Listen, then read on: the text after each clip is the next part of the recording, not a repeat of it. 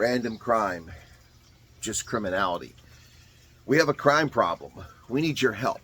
You can't bring Starlink and you can't send your drones, but we need your technology because, well, we're here to pander to you and pretend that we give a flying flip.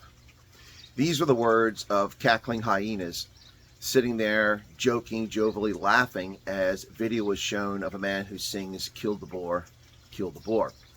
As video was shown of crosses marking the deaths after the torture and murder of thousands of white South African farmers. Now, this isn't really a race issue from a standpoint that everyone suffers from this violent savagery in rural South Africa. But the topic at hand was what was happening specifically to white South Africans and Afrikaners in particular. Now, after this abysmal, horrific, shameful, disgusting, vile performance in the White House Oval Office by President Ramaphosa and his team of ministers, including the vile Nchibeni Kumbutsu, who sat there and had a smirk the entire time, it's gotten very personal. A dear friend of mine's mother was savagely attacked last night. They broke into their home at 2 a.m., tied the elderly couple up, the wheelchair-bound partner, and savagely beat them with an antique iron, especially him, and then left the home after they finished their business. Thankfully, they didn't murder them. This was near Brits, an area very close to the built-up urban metropolis of Pretoria, Tshwane, not isolated deep in Limpopo or Northwest Province of the Eastern Cape, but very near police response and an area where lots of farm attacks have been taking place. They're on the farm. Their home is invaded at 2 a.m., tied up, savagely beaten. They took his pistol and somehow managed to drop it, leave it behind. Now, a few days ago, their dogs were poisoned. This was planned. This was calculated. This was an operation. This was intentional. It wasn't revenge. It wasn't random crime. It wasn't basic criminality. This is an attempt to exterminate a group of people, white farmers in South Africa. Call it what you want. But over 4,000 of them and their family members, including 2-year-old children as young as that, have been executed and murdered by these thugs over the past 30 years. Do you hear their cries? The government of South Africa doesn't hear their cries. The government of South Africa doesn't care. The Minister of Agriculture doesn't care. The President doesn't care.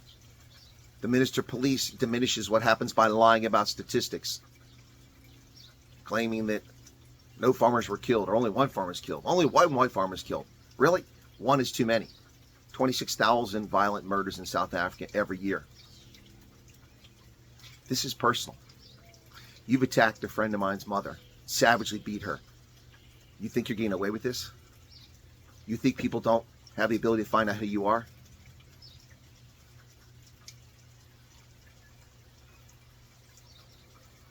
President Trump, I hope someone shows you this video. That dog and pony show that they tried to put on that you obliterated in the Oval Office in what's falsely called an ambush. It was more like a suicide mission. They're like kamikaze pilots trying to fly into the USS Trump, and they missed and hit the drink.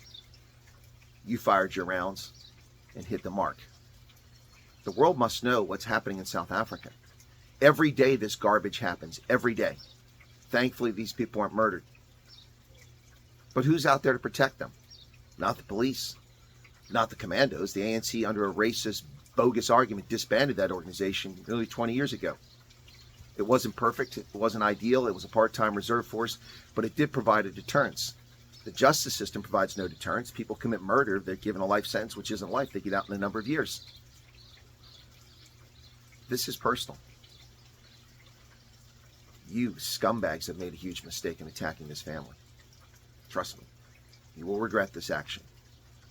You will be found. You will be caught. Justice is coming for you. Justice is coming for you. Don't ever dare try this again before you're caught. You've made a grave mistake. A grave mistake. And to those who don't believe what's happening in South Africa, you're fools. You're utter fools. I've lived on farms, stayed on farms in South Africa, and know what the evenings are like and the actions people have to take to protect themselves. They poisoned the dogs a few days before the attack, so they had no advance warning. Their home was broken into at 2 a.m. They were tied up and savagely beaten with an antique iron. This is not random crime. This is not criminality. This is targeted effort to eliminate a group of people. And why do they go for them? The man is wheelchair bound. These cowards, these callow, weak-willed cowards attack a wheelchair bound man and savagely beat him. Why? He's tied up. He can't do anything. They beat them because it's racial hatred and revenge and torture to terrify farmers to leave the farms. This is all calculated and intentional. There's no revenge here. No farm workers are mistreated. No one has a land claim to this land. This is terrorism, pure and simple. Domestic terrorism, meant to send a message to those who survive to get off the land, or you're next. That's what these attacks are. And it's high time that the weak-willed, callow fools in Brussels wake up and smell the coffee. That Japan wake up and smell the coffee. That Australia wake up and smell the coffee. That New Zealand wake up and smell the coffee.